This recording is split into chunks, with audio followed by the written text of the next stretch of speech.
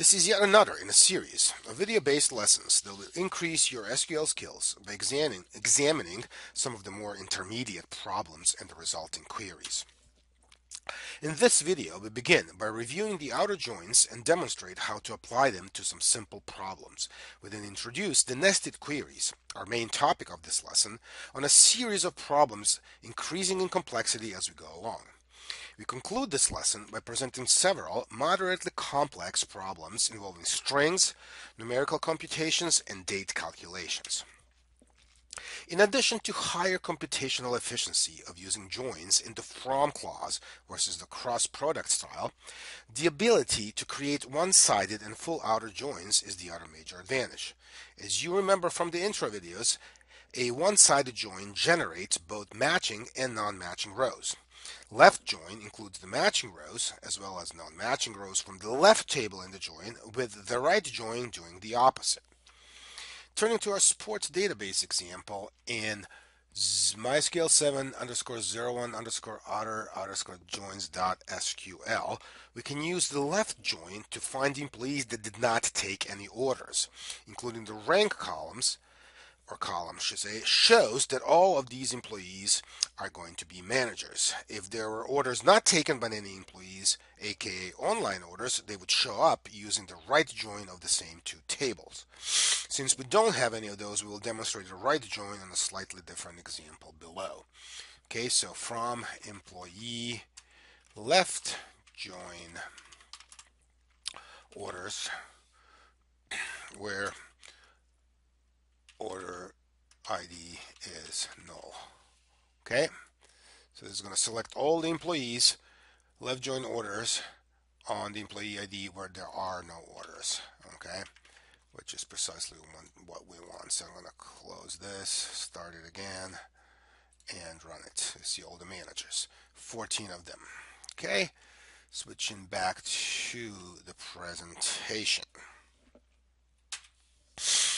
The full outer join essentially combines the left and right joins. In MySQL, there is no full join operator, which exists in Oracle and I believe in SQL Server as well. So to implement the full outer join, we use the union operator with left and right joins, as you'll see in one of our examples below. To demonstrate the full outer join, we'll first use create like tool in Toad to create a table like employee and name it employee temp _temp. This is a completely identical table and will have almost identical data, except that the employee ID primary key will start with 1001 going to 1097 instead of from 1 to 97, which would then be mixed up with the customer IDs, as you can see by opening employee _temp Excel file, which is then going to be imported into the employee _temp table. Okay, so then what we're going to do, we're going to import after import the data, we'll add an additional row with the customer ID 406. Okay, so that customer ID will act as both employee and a customer, and in reality there will be probably more of those. This will be accomplished by using the insert into query that's provided right here. Okay, and notice there are several pieces of information are missing, specifically the supervisor, hire date, rank, and salary, which are going to be provided by running the update query right below it. Okay, so let's start with that. Go back to Toad first. Okay, I'm going to close this window just to make it clean. Right click on employee and create like, add _temp, and you will get an empty employee _temp table that has exactly the same structure. Then import wizard. Next, add file. I believe I was in my script folder. Just find employee temp. Go next, employee temp table. Make sure you select that one. Next, and should import 97 of them. And if let's insert the additional employee, which is also a customer, by copying the insert into script, running it, and then double check an employee table that shows that new employee will update information in a second with the update query given right below.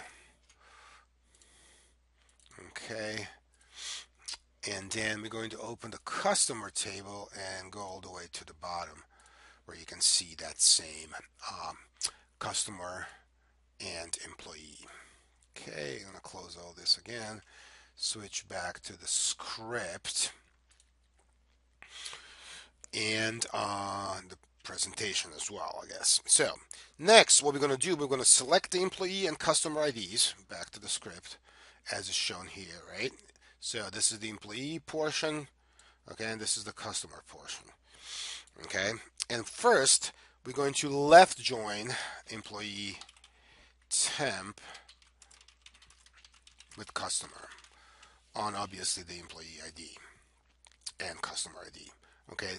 So this is going to include all the employees, okay, that are just employees, right? Those are the non-matching rows, and all the employees that are also customers, of which we have only one, but then we said in reality probably be more than that.